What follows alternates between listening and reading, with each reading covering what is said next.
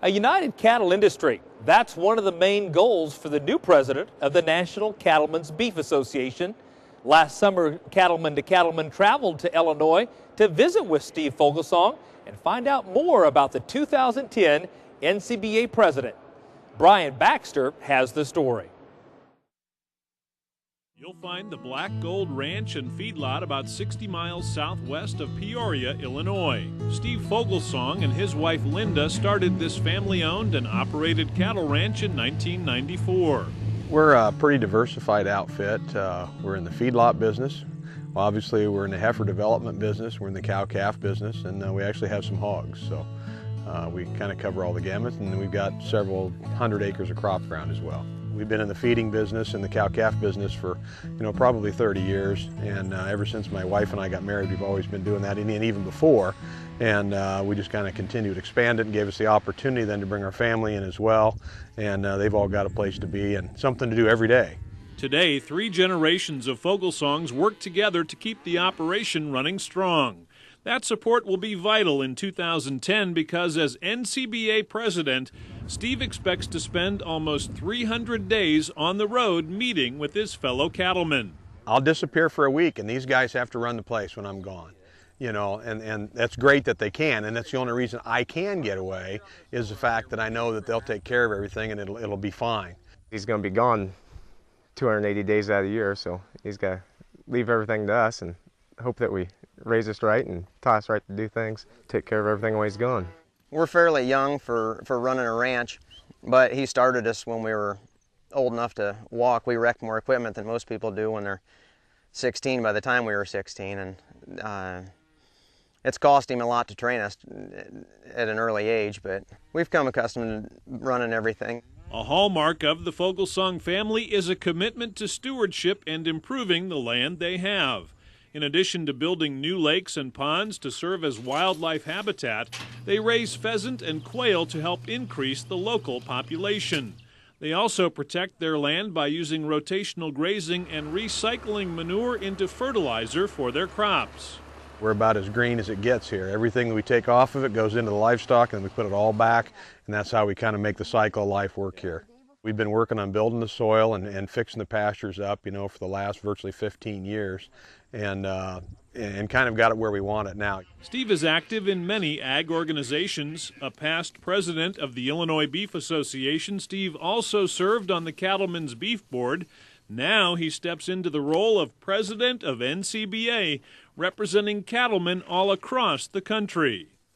Steve will make a great NCBA president. He's a type A personality. He can do multitasking to the utmost. He runs the farm from afar and can keep many things going at the same time. He's a learner. He soaks it in, he learns from everybody, and I think that's important, and he has a passion for it. He has a passion for the industry. He believes in it. He believes that being a part of NCBA is what's going to make our family farm work also. I'm going to try to encourage everybody, small cow-calf producers to big feed yard owners, everybody that's involved in the cattle business, to join together and come together. I think we need to work on making the state affiliates take ownership in NCBA and having them feel like they actually own it and work with it like it's part of them, not maybe just an association, but actually take ownership in that. I think through that we'll be able to expand our numbers beyond the 32,000 members NCBA's got and get that outreach out into the 250,000 people that actually belong to state associations. Committed to growing NCBA membership, Steve is a believer in the value of cattlemen joining together to accomplish shared goals. One guy and his voice can never be heard. Only by combining all of us, accumulating everybody together, do we have an opportunity to go to Washington, D.C. and have our voice heard out there. And that is only by the fact that we pool our resources and we put together dollars and we hire the very best people to be there every day. Steve's passion for his ranch and for the beef industry is easy to see.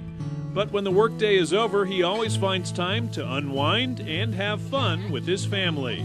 We kind of have a motto, work hard and play harder. And when we're done, we take off and get on one of the lakes in a boat and go tubing or skiing or do something like that. We certainly try to enjoy the ranch. You know, it's not just a place to make a living, it's also where we recreate and have a great time. I mean, the greatest job in the world is one where you're on vacation every day, and I guess that's how I feel most of the time.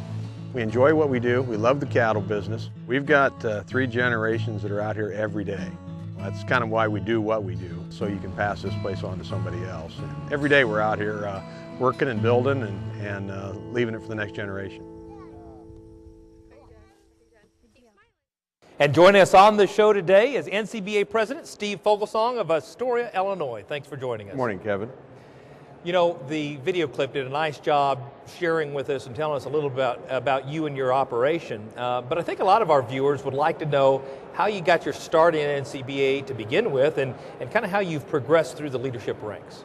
Well, that's been a 25-year journey, I suppose. But as I think back on it, you know, and I was just a kid living on a farm in Knox County in Victoria, Illinois, and a good friend of mine, Willard Johnston, was a cattle farmer just south of town. He came up, said, you know, you need to be a member of our Cattlemen Association, and he sold me a membership. You know, and I can't remember what it cost at the time, but of NCA probably. NCA, absolutely, NCA, and through the county deal, and then I progressed pretty quick. Like they asked me to be on their board of directors, and moved my way from there, and wound up at the Illinois Beef Association, where I served as officers and as the president ultimately, and then I served as the membership chairman for NCA about, it's been quite a while back now, and then from that, you know, from there on served as a Region 3 Vice President for NCA, and then ultimately got on the Officers Corps, and here I am, and now I'm president, and it's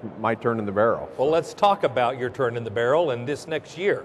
What are your priorities for 2010 as president of NCBA? You know, we've been under an awful lot of negative publicity out there in the country.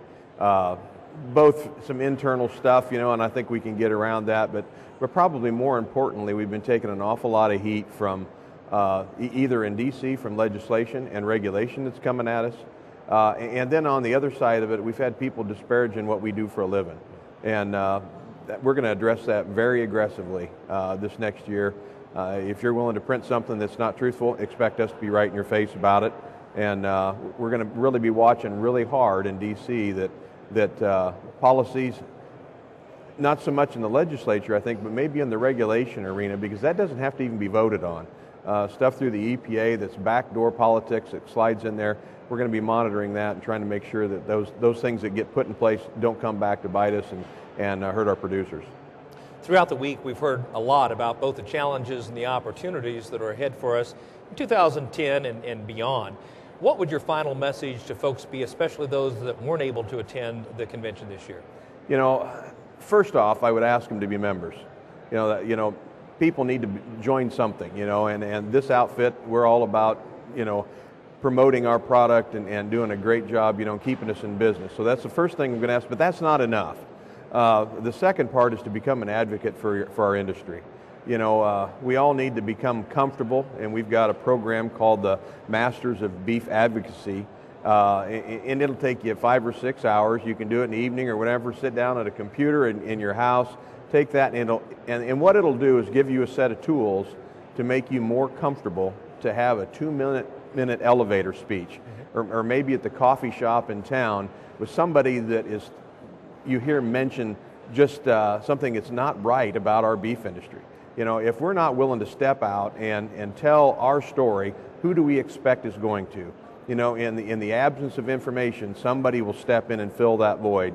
We need to tell our story and do a good job of it. That'll be my message and my ask of producers all across the country this year. Well, Mr. President, good luck on the year ahead. We're glad to have you. Thanks a lot. You bet. For more information about how you can join the National Cattlemen's Beef Association, call us at 1-866-USA-BEEF or visit beefusa.org.